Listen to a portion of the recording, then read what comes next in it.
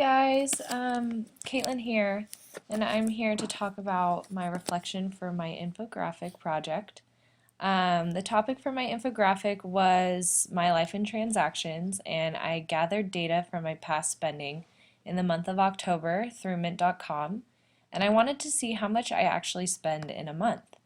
So as you can see, the number is pretty high. It's a little disappointing to find out that my spending is pretty irresponsible, and my goal for the past couple of months has been to start saving for life after graduation to pay off loans and have some spare travel money. But yeah, right.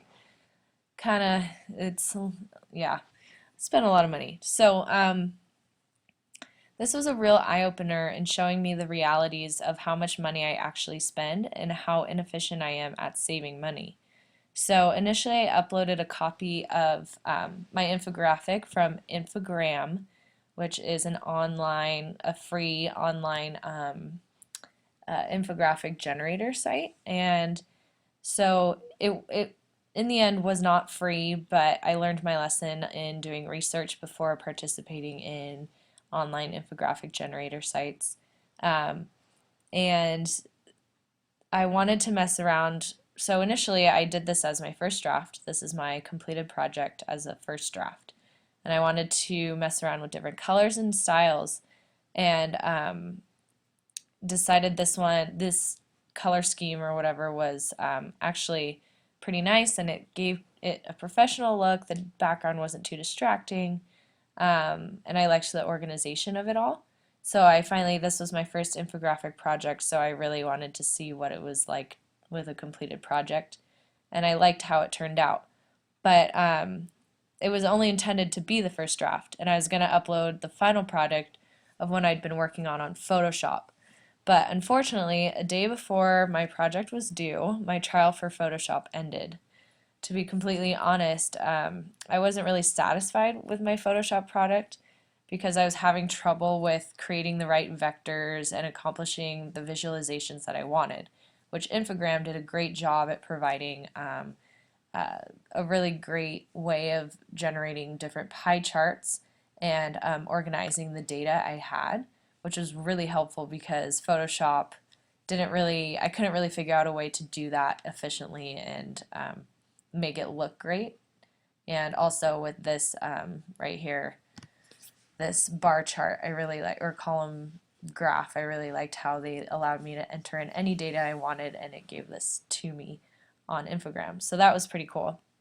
But yeah, so I wanted more of a minimalistic approach, and Infogram ended up giving me what I wanted, and I realized it was pretty hard to do on Photoshop and actually did not turn out how I wanted it, and I couldn't even upload it anyway. So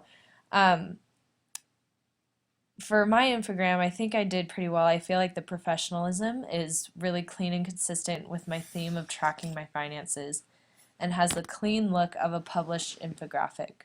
There are a lot of limitations to Infogram, and it lacks a lot of the creative freedom I got with other editing applications.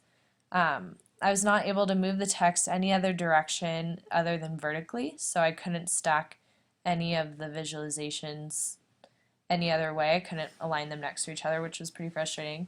And so it made my document really long, and I didn't really like that. But overall, I think it's pretty good for an infographic. And but I did learn a lot, and I learned that graphs and charts are only a small part of the goal in an infographic, and pictures are relevant for the topic are extremely important, as well as clean lines as seen in Feltron's infographic.